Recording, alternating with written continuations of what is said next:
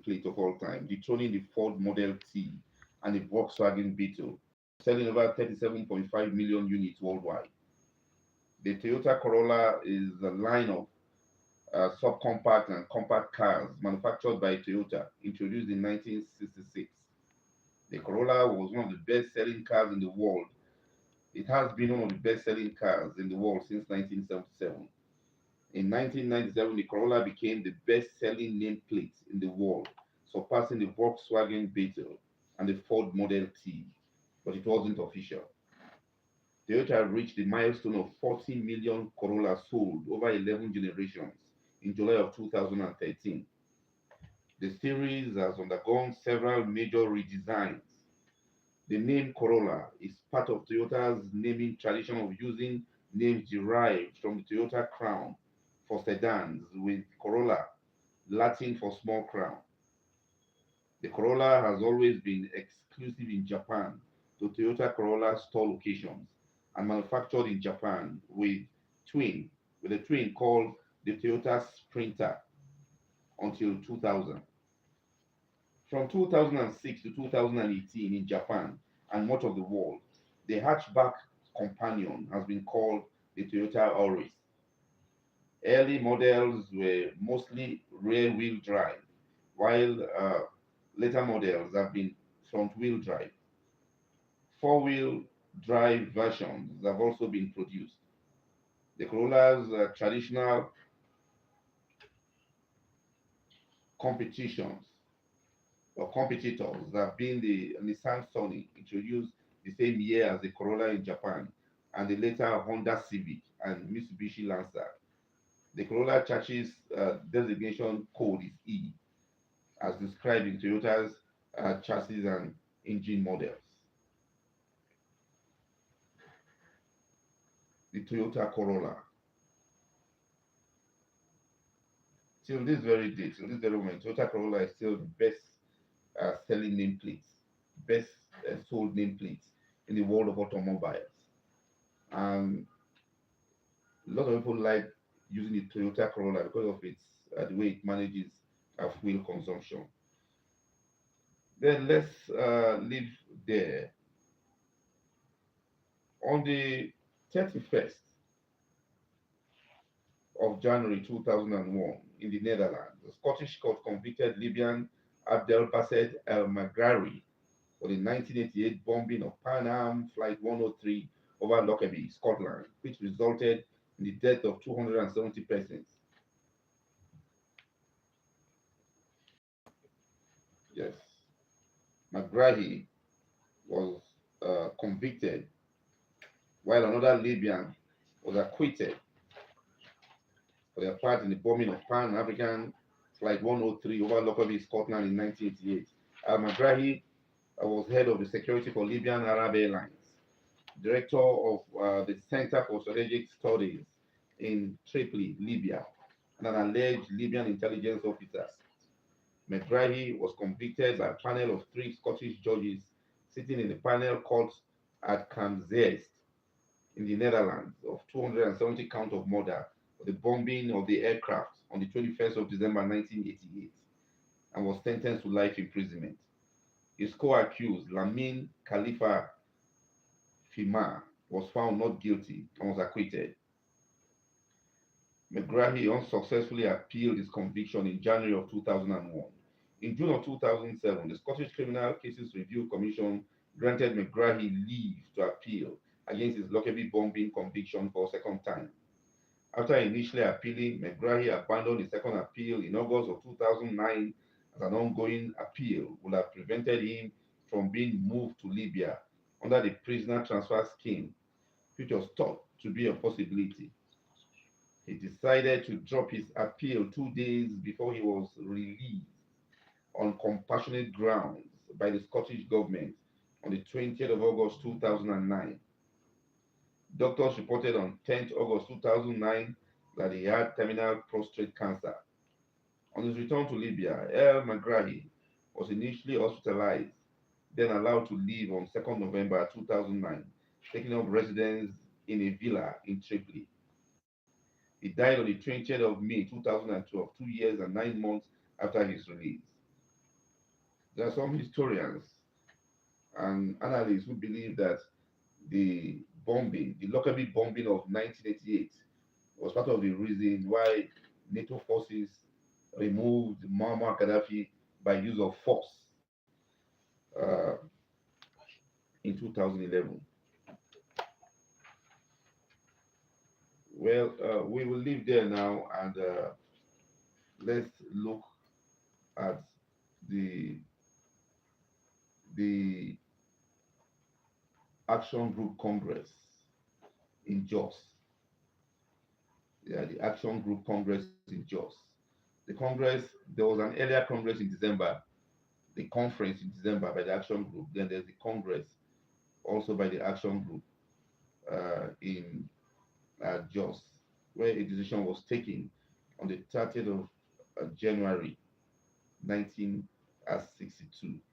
But earlier in December 1961, there was another conference in Jos by the Action Group. As I told you yesterday, Jos has been very, very pivotal in political decisions across the country. Jos has been very central to Nigeria's political existence. On the 30th of January 1962, Chief Samuel Ladoke Akintola, the Premier of Western Nigeria, was dismissed from the Action Group Party at the party's extraordinary congress in Jos. Please, you can call to make your contribution. The number to call is 08064641536. That's the number to call so that we can do business together.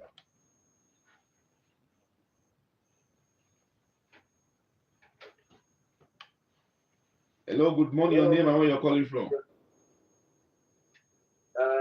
This is Mr. Ali calling from Kampala. Okay, Mr. Adiugara, welcome to the show. Yeah. You're welcome to the class. It has clearly shown that music is a limiting factor based on the fact sung by Rich and MD.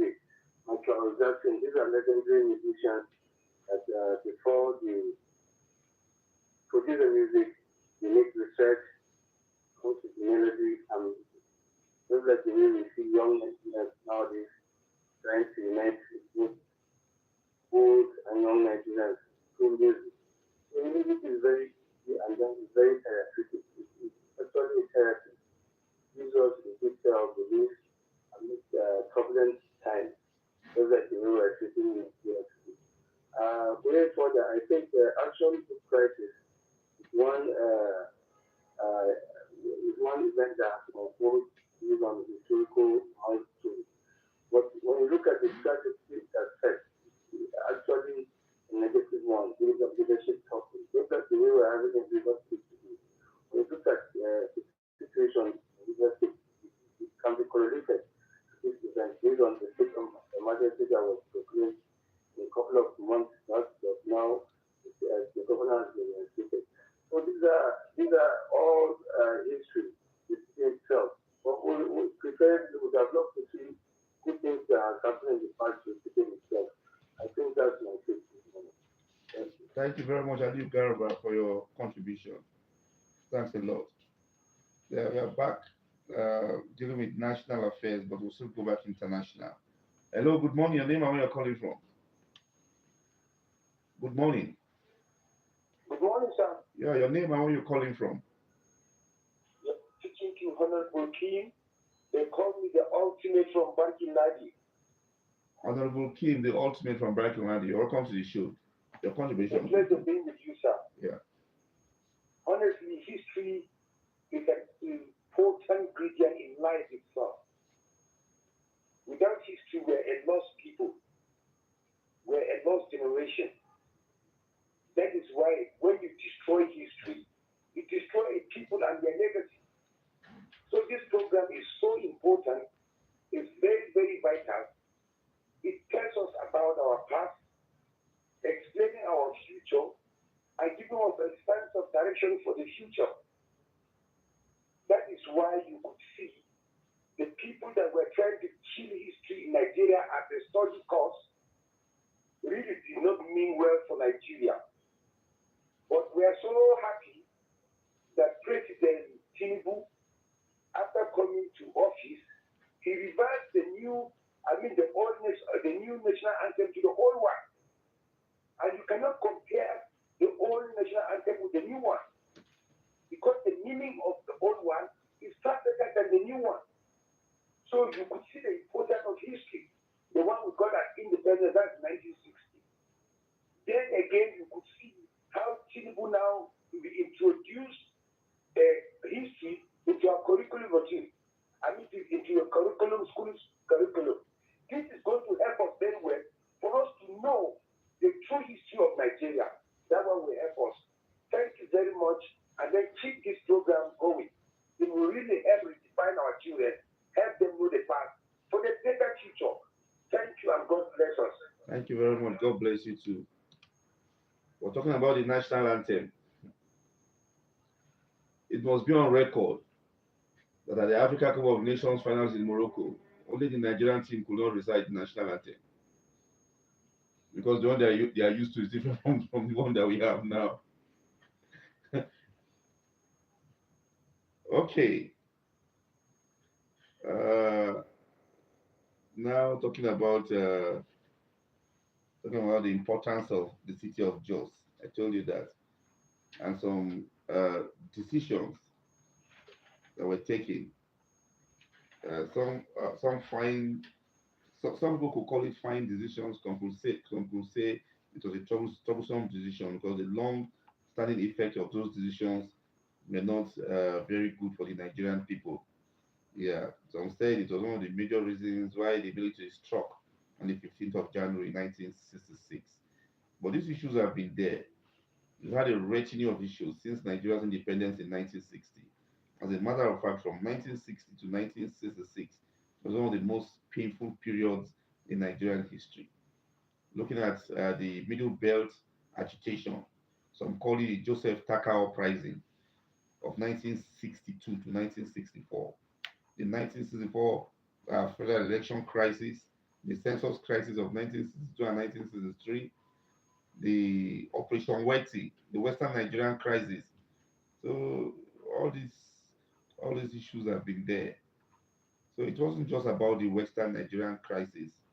There were other issues that bedeviled the nascent existence of our country at that point in time.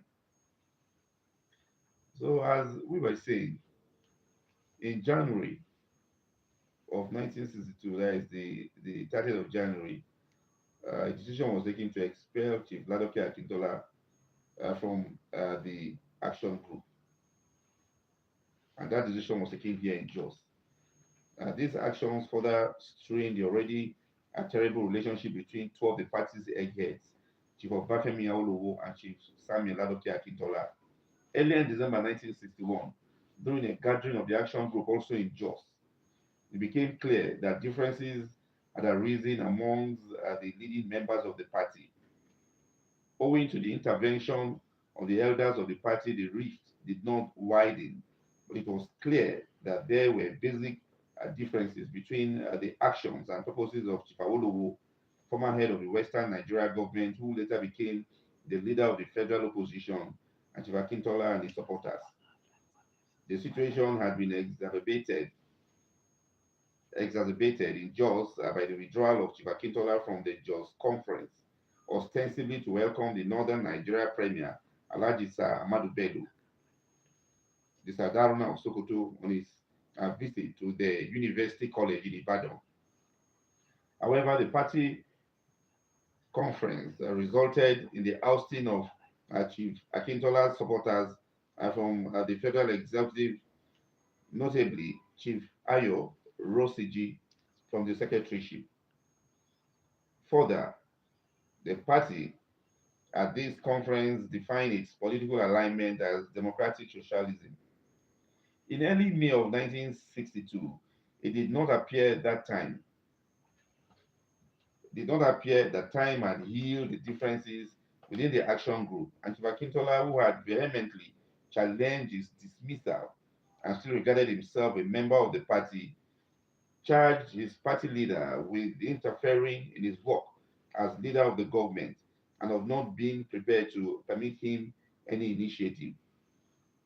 Chief Olowo countered that Chief Akintola had ignored party instructions regarding governmental policy, particularly in raising local contributions to secondary grammar schools and thus the fees, and in reducing the price payable to local producers of cocoa. The rift had widened to unprecedented proportions, and the party leaders, led by Chief Rotimi Williams, the Action Group legal advisor and former Western Nigeria Attorney General and Minister of Justice, endeavored to bring peace but failed. Then the party requested Chief Akintola to resign his party position of deputy leader and the premiership. Here, Akintola vehemently refused, and the governor of Western Region, Sir Desoji Aderemi, who had himself also tried unsuccessfully to reconcile both factions of the action group, dismissed Chief Akintola when he felt that the premier no longer commanded the confidence of the legislature. Chief D.S. Adegbenro, who was Minister of Local Government, was nominated as the leader of government by the party and appointed premier by the governor. When the House of Assembly met at Ibadan to ratify the new government, fighting broke out within the legislative chamber. Many members were injured, including a minister.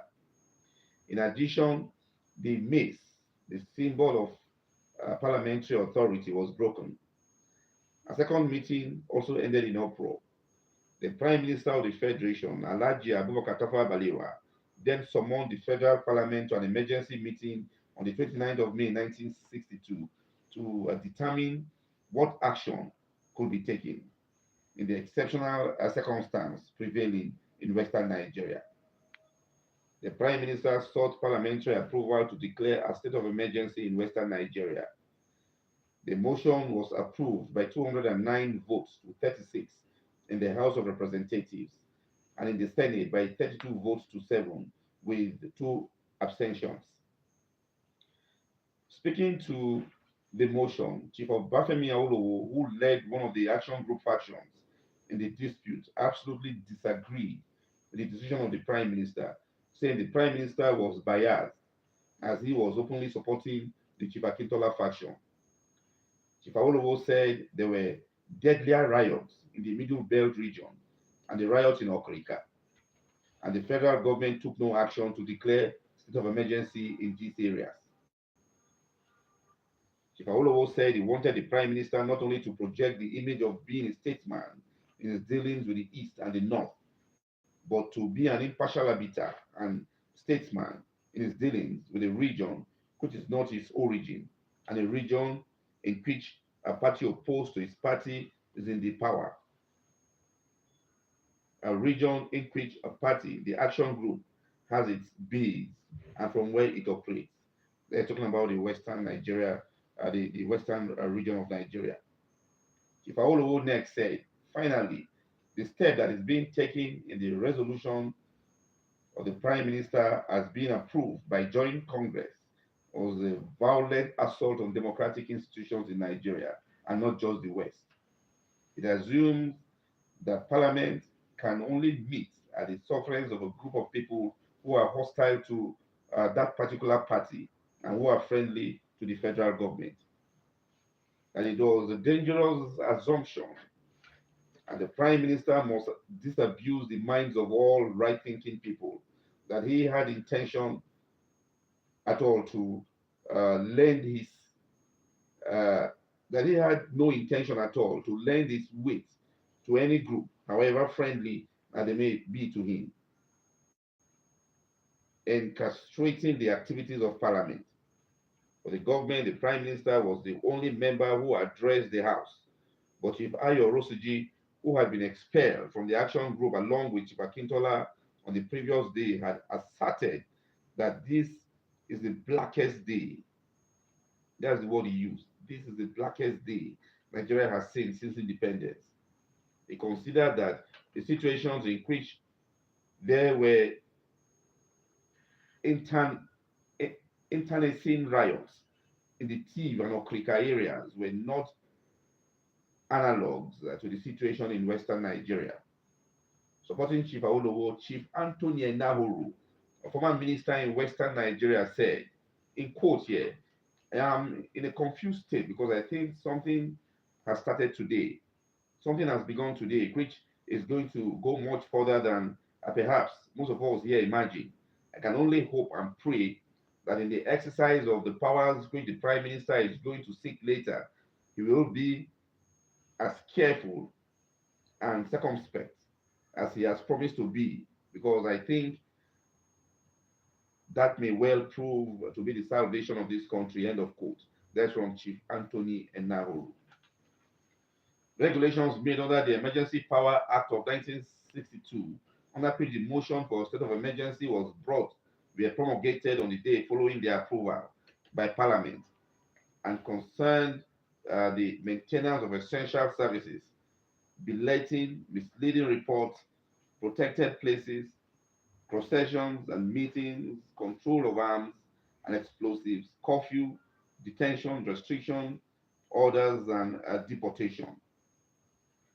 By midday, 29th May 1962, a state of emergency was declared, and the Prime Minister appointed Senator M.O. Kondumi, the Federal Minister of Health, and the country's leading gynecologist, to be the administrator of Western Nigeria. The regional government was suspended. The first act of the administrator was to order the restriction of most of the leading political personalities in the region, including Chief Obafemi Awolowo, Chief Samuel Ladoke Akintola, Chief Adegbenro, Chief Rosiji, Chief Williams, Chief Enahoro, and Mr. R.A. Fani Kayode, the regional opposition leader. Meanwhile, the administrator had considered the charges and the counter charges during the crisis and recommended that a commission of inquiry should investigate the workings of the Western Nigerian government corporations and associated companies, particularly in regards to the investment of public funds in private companies. The commission was duly appointed with the Lagos High Court Judge, Dr. G.B.A. Coker, as chairman. On the 20th of May 1962, the Premier advised the governor of Western Nigeria that in view of the political crisis which had been developing in the region and of the rival claims of the two factions for majority support of the electorate in the region, His Excellency should exercise his powers under Section 31 of Part 3 of the Constitution of Western Nigeria to dissolve the legislative house of the region. That's the premier here now. We're talking about Chief Samuel Ladoke Akintola. The governor refused. On the same day, Chief Akintola asked the Speaker of the Western Nigeria's House of Representatives for the same reason to convene the Western House of Assembly for Wednesday, 23rd May, to consider and pass the motion for a vote of confidence in the government of Western Nigeria, but the Speaker also refused. The following day, the governor purported to exercise the powers vested in him by Section 33, subsection 10 of the Constitution of Western Nigeria, set out in the fourth schedule of the Nigeria Constitution, Order in Council 1960, and purported to remove Chief Samuel Ladoke Akintola from his office as Premier of Western Nigeria with effect from 21st of May. Chief Akintola thereupon filed a motion in the High Court challenging the powers of the governor to remove him from office in the manner he did. The matter was still before the court for determination at the time. The governor nevertheless proceeded to exercise the powers in normal circumstances vested in him by Section 33, subsection 1 of the Constitution of Western Nigeria, by purporting to appoint Chief D.S. Adegbenro to be Premier of Western Nigeria with effect from 21st May. A meeting of the Western House of Assembly was summoned for the 25th of May. Two unsuccessful attempts were made on that day to hold meetings of Western House of Assembly. The first one ended in a violent uproar and disorder. The police had no alternative but to use tear gas to disperse all members, but before then, the house had become a shambles. The two factions in the action group contacted the Prime Minister regarding the holdings of another meeting of the Western Nigeria House of Assembly. At the end of the day, The Prime Minister of the Federation, Alhaji Abubakar Tafawa Balewa, took a grossly one-sided decision which affected the future of the nation. A hasty trial was conducted, and Chief of Bakami Awolowo was sentenced to years of imprisonment for treasonable felony. And some other house members of the houses were also sent to long terms of imprisonment, including Chief Anthony Enauru. I think a famous politician here in Jos was also sent to prison. We'll try to get his name. Now, let's just recommend some of the books of so that you can go through. You can look for these books and read them yourselves. As I will always tell you, as I will always tell you. You see those bookkeepers in Rappan Street. Please do not underrate them. There's this book, Politics in Nigeria: The Action Group Crisis of 1962. The book was written by uh, J.P. McIntosh, that is John McIntosh, in 1963. You can please try to get that book and study it. Then there's this other book, The West Went Wild, and The West Went Wild. That is subtitled The Aftermath of the Action Group Party Crisis of 1961-1962. The book was written by Simeon Olatunde Oloko. Please try and get this book and also read it. Study it. It's important so you know where our problems started. Then there's this other book, Crisis and Conflict in the Western Region, 1962 to 63. The book was written by Larry Diamond. Larry Diamond wrote that book. Please try and get these books and study them so we get to know, uh, you get to get some of these stories, some of these histories yourself. The number to call 08064641536. This is the number to call to make your contribution. So you can call so that we can talk, we can do business together. Now let's just go on some of the events internationally. Yes, let's go back to some international events. Yes, yesterday I told you about the explosions, the January 27, 2002 explosion in the Kenya military cantonment that led to the death of over 1,100 persons. I told you about that already yesterday. Then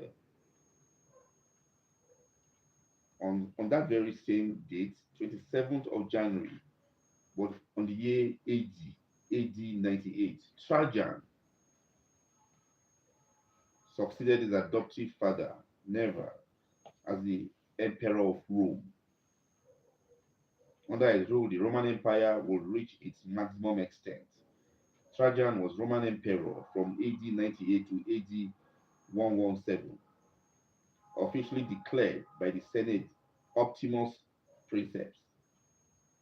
Trajan is remembered as a successful soldier emperor who presided over the greatest military expansion in Roman history, leading the empire to attain its maximum territorial extent by the time of his death. He is also known for his philanthropic rule, overseeing extensive public building programs and implementing social welfare policies, which earned him his enduring reputation as the second of the five good emperors who presided over an era of peace and prosperity in the Mediterranean world. Trajan was born in Italica, close to modern day Seville, in present day Spain, an Italic settlement in the Roman province of Hispania Beatica. Although misleadingly designated by some later writers as the provincial, his family came Umbria, from Umbria, and he was born a Roman citizen. Trajan rose to prominence during the reign of during Trajan rose to prominence during the reign of Emperor Domitian, serving as a legatus legionis in Hispania Tarracon- Tarraconensis. In AD 89, Trajan supported Domitian against a revolt on the Rhine led by Antonius Saturninus. In September AD 96, Domitian was succeeded by the old and childless Neva, who proved to be unpopular with the army. After a brief and tumultuous year in power, culminating in a revolt by members of the Praetorian Guard, he was compelled to adopt the more popular Trajan as his heir and successor. Neva died in AD 98 and was succeeded by an adopted son without incident. As a civilian administrator, Trajan is best known for his extensive public building program, which reshaped the city of Rome and left numerous enduring landmarks such as Trajan's Forum, Trajan's Market, and Trajan's Column. Early in his reign, he annexed the Nabatean kingdom, creating the province of Arabia uh, Patrae. His conquest of Dacia enriched the empire greatly, as the new province possessed many valuable gold mines. In late AD 117, while sailing back to Rome, Trajan fell ill and died of a stroke in the city of Selinus. He was succeeded by his cousin Hadrian, whom Trajan supposedly adopted on his uh, deathbed.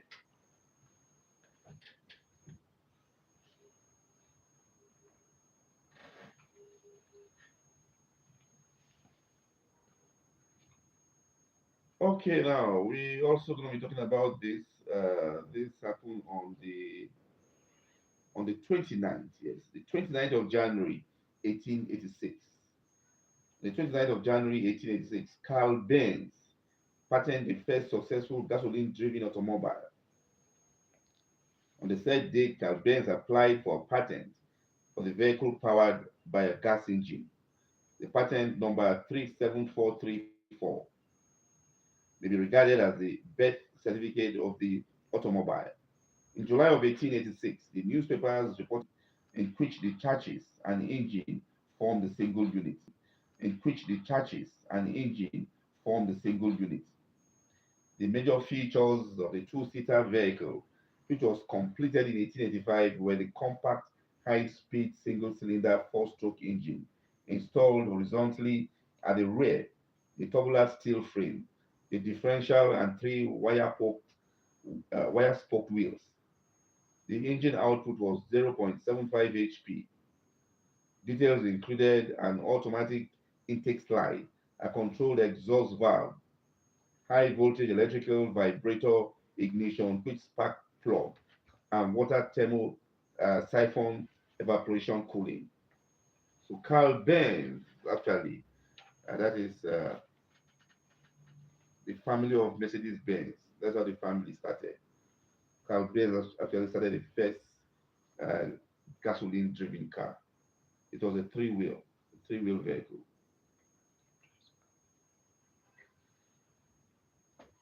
and that started in 1886. Still talking about international events.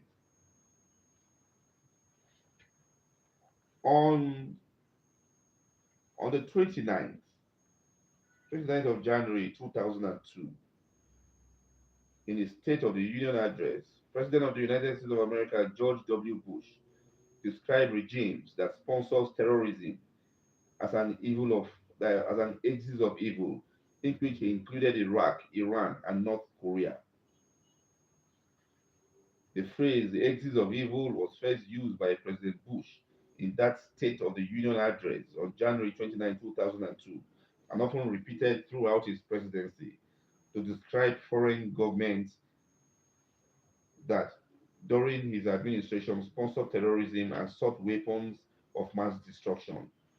The notion of such an axis was used to pinpoint these common enemies of the United States and rally the American populace in support of the war on terror. Now let's go to 30th of January, international event once again. On the 30th of January 1933, Adolf Hitler was sworn in as the Chancellor of Germany. The absence of an effective government prompted two influential politicians, Franz von Papen and Alfred Hugenberg, along with several other industrialists and businessmen, to write a letter to German President Hindenburg. The signers urged Hindenburg to appoint Hitler as leader of a government independent from parliamentary parties, which could turn into a movement that would enrapture millions of people. Hindenburg reluctantly agreed to appoint Hitler as chancellor after two further parliamentary elections in July and November of 1932 had not resulted in the formations of a majority government. Hitler headed a short-lived coalition government formed by the NSDAP and Hindenburg's party, the German National People's Party. The new cabinet was sworn in during a brief ceremony in Hindenburg's office. Like the whole story of Adolf Hitler, you can look for memoirs and books to read about Adolf Hitler and get to know about him yourself. You know how his story ended. For no definite reason other than pride and prestige, he decided to launch an invasion of Poland on the Good morning, 1st of Mr. September Ferdinand. 1939. Hello. Hello, good morning. Your name and where you're calling from? Yeah, good morning, Mr. Ferdinand. Yeah, good morning. Your name and where you're calling from? Yeah, my name is Martin Kukurosra. Sorry for doing the doctor today. Mazi, you're welcome. Now, when we talk about today, it's a very welcome development. That we do Nigerian issues, and we still talk about foreign issues. Let's look at the point is what is happening in the latest now in Israel. I've seen it. What that Benjamin said, I told Donald Trump that no Palestinian state in Israel. Why is he saying that? Because of that October incident that happened today in Israel. Now tell me, how can human beings sit down, to stop people enjoying their day? We have what you call Hebrew Day, we have everybody, we have different days for celebration. And you start to go and massacre the people. Now look at the side of it. Because you say, if those Hamas that belong to Palestine will come back there and say Palestine that not for them say they will make the but the question is that these people are migrating from where? From Egypt. Go back to your place that you will help you to settle down to your former place. And people are saying, now look at what Hamas said. You need all these people that they have been people wanted to receive. And they are saying, we need them to start all their military has been received. Now, people are saying better meet, but at the end of the day, it's preparing this country in the sense that if this was to come back again and settle that have Palestinian state, this is the reality of God. That is why today in that state, but they say, whether I want to order, Israel will do what? Can start everywhere. But it's just destroy everything because you cannot say you are country. And the neighboring neighbor, the neighboring countries are saying they are the problem. That what's wrong? The choice. Trump said he's not going to Iceland or Philippines or to Greenland for this because it's because if it is something like Third World War, that China, Russia would like to come and use that as their agent to strike what? To strike America. That is why I say that no show for anything like Greenland that we will take care of that place so that and it's the same leaders. That is why we should sit down now. People going to the office for every purpose. You must have a focus for your country, for the people, and for the future, not an immediate enjoyment. Good morning, not just Thank you very much. Thank you very much, Mazi Okoro Okorafor from Old Blue Education Village. Yeah, Mazi is an academia himself, so he knows what he's talking about. On the 30th of January 1948, British South American Airways disappeared over the Bermuda Triangle and has never been found. Star Tiger was an Avro Tudor four-passenger aircraft owned and operated by British South American Airways, which disappeared without a trace over the Atlantic Ocean while on a flight between Santa Maria and Azores. and Bermuda in the early morning hours of 30th January 1948. The loss of the aircraft, along with that of BSAA Avro Tudor Star Ariel in 1949, remains unresolved. The loss of the aircraft, the resulting speculation helping to develop the Bermuda Triangle legend. At the time of the disappearance, the aircraft was carrying 25 passengers and 6 crew members. Extensive, massive search were carried out, but nothing was seen. It has not been found. Then on the 30th of January, the same 1948, Mahatma Gandhi, the Prime Minister of India, was assassinated by Natruman Gose, a Hindu extremist. Gandhi was assassinated in the compound of Bella House, now known as Gandhi Smriti, a large mansion. His assassin was Nathuram Vinayak Gose, a freedom fighter, advocate of Indian nationalism, and member of the political party, the Hindu Mahasabha, and past member of the Rashtriya Swasevak Sangh, that is the RSS, how they call themselves, which he left in 1940 to form an armed organization. Gose had planned the assassination solely. Gandhi had just walked up the low steps to the raised lawn behind Bella House, where he conducted his multi-faith prayer meetings every evening. Gose stepped out from the crowd, flanking the path leading to the dais and into Gandhi's path, firing 3 bullets at point blank range. Gandhi instantly fell down to the ground. Gandhi was carried back to his room in Bella House, from where a representative uh, emerged sometime later to announce that he had died. The Gandhi murder trial opened in May of 1948 in Delhi's historic Red Fort, with Gose, the main defendant, and his collaborator Narayan Apt, and 6 others as the co-defendants. The trial was rushed through. The haste sometimes attributed to the Home Minister uh, Vallabhbhai Patel's desire to avoid scrutiny for the failure to prevent the assassination. The trial was public. Gose and Apt were sentenced to death on the 8th of November 1949. They were hanged in the Ambala jail on 15 November 1949. The Gandhi family has really suffered for India. Well, let's just, we don't have a lot of time, but let's just quickly tell about this in a nutshell. On the 31st of January 1949, These Are My Children, the first television daytime soap opera, was broadcast by the NBC station in Chicago, Illinois, for the first time. That was in the United States of America. These Are My Children is an American television soap opera which ran on NBC from January 31st, 1949 to February 25th, 1949. The show was broadcast live from Chicago, Illinois, every 15 minutes a day, 5 days in a week at 5 p.m. Let's leave there quickly and let you know.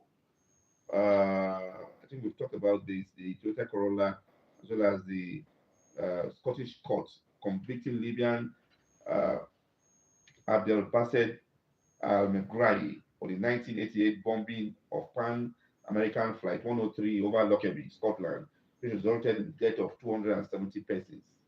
Well, we really do want to thank you for being part of the show today. We do hope you enjoyed the package. Please make sure that you put out your own contributions to ensure that Nigeria becomes a better state. And for sponsorship details, don't forget that this program is an independent production. It's a production of History Desk TV Limited. For sponsorship details, you can call Ayuba Adams on 08032851135. And you can always follow us on all our social media platforms, Ferdinand Mbum on Facebook, Mbum Ferdinand on YouTube, then on both X, TikTok, LinkedIn, and Instagram. on History Desk TV Limited. Thank you very much. On behalf of every member of the production crew led by Ayuba Adams, who is the pilot of the project, I remain Mbum Ferdinand, signing out. Special thanks to Smokey for making us have a good day, and also to the Reading FM family. Thank you very much. For all the callers too, thank you.